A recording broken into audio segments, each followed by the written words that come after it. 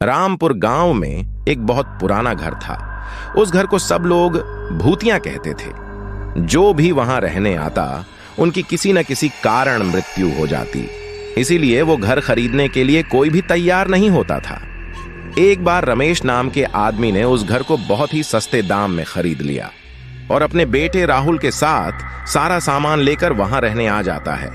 घर में आने के एक दो दिन में ही रमेश को अपने आसपास अजीबोगरीब घटनाएं होने का एहसास होने लगा। पहले तो इसे वो नजरअंदाज करता रहा, लेकिन घर में जब उसे किसी की मौजूदगी का एहसास होने लगा तो वह सतर्क हो गया। एक दिन राहुल दौड़ता हुआ रमेश के पास आया और कहने लगा कि वॉशरूम में अचानक पानी बंद हो गया और उसने वहां सफेद कपड़े में एक औरत को देखा। इतना कहते कहते राहुल अचानक चुप हो गया और रमेश की ओर उंगली करते हुए कहने लगा, पापा, वो औरत आपके पीछे खड़ी है। इतना कहकर राहुल डर से चीखने लगा। रमेश राहुल को गोद में उठाकर उसी वक्त घर से निकल गया। राहुल बहुत सहम गया था, तो उसका डर भगाने के लिए रमेश ने उसके लिए एक कुत्ता खरीदा और साथ लेकर दोनों घर आ गए। एक रात बहुत तेज बरसात में जब अचानक घर की बिजली चली गई, रमेश ने घर से बाहर देखा तो आसपास के सभी घरों में बिजली थी सिवाय उसके घर के। तो उसे लगा कि जरूर पावर सप्लाई में गड़बड़ हुई होगी। इतने में रमेश को राहुल के जोर से चिल्लाने की आवाज आती है। रमेश दौड़ता हुआ टॉर्च लेकर उसके पास जाता है। राहुल को दोबारा से घर में वो औरत दिखाई देती है। दीपक को सहमा देख रमेश उसे अपने साथ बिजली ठीक करने के लिए ले जाता है। उनका कुत्ता भी यहां वहां देखकर जोर से भौंकने लगा। रमेश को आभास होता है कि कोई उनके पीछे पीछे आ रहा है। पावर हाउस का दरवाजा खोलते ही रमेश को एक लाश दिखाई देती है। लाश देखकर राहुल भी डर के मारे चिल्लाने लगता है। उमेश अपने बेटे को लेकर तुरंत घर से बाहर भागने की कोशिश करने लगता है।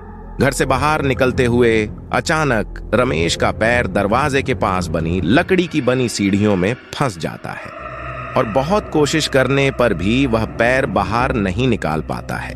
राहुल अपने पापा को बाहर खींचने की कोशिश करता है, लेकिन काफी प्रयास करने पर भी उसका पैर बाहर नहीं निकाल पाता है। कोई उपाय न दिखने पर राहुल अपने कुत्ते को लेकर वापस घर के अंदर चला जाता है। तभी वो औरत राहुल को एक कमरे में खींच कर ले जाती है। कुत्ता भी उसके पीछे भौंकते भौंकते उसी कमरे में चला जाता है। थोड़ी ही देर में कुत्ते के भौंकने की आवाज बंद हो जाती है और दरवाजा खुद ब खुद बंद हो जाता है। वहां रमेश भी करीब 15 मिनट तक कोशिश करने के बाद अपना पैर बाहर निकालने में सफल हो जाता है। रमेश दौड़ता हुआ घर के अंदर जाता है और चारों ओर राहुल की तलाश करता है, लेकिन उसे न तो राहुल और न ही कुत्ते का पता चल पाता है। बहुत ढूंढने ने पर जब दोनों ही नहीं मिल पाते, उमेश हार मान लेता है और उनके दोबारा मिलने की आश में वहीं रहने लगता है। कुछ दिन बाद उमेश बिजली ठीक करने वाले इलेक्ट्रिशियन को बुलाता है, लेकिन घर में दाखिल होने से पहले ही वह दरवाजे से ही उलटे पैर वापस लौट जाता है। रमेश के पूछने पर वो कहता है कि आपके घर में एक औरत, एक बच्चा और एक कुत्ते का भूत दिखाई दे रहा है। इलेक्ट्रिशियन की बात सुनकर रमेश उदास हो जाता है। उसे एहसास हो जाता है कि उसका बेटा अब कभी लौट कर नहीं आएगा, जिसके बाद रमेश वो घर छोड़कर चला जाता है और कभी लौट कर नहीं आया। अगर मेरी ये कहानी आपको पसंद आई हो तो लाइक, कमेंट, शेयर और सब्सक्राइब जरूर करें।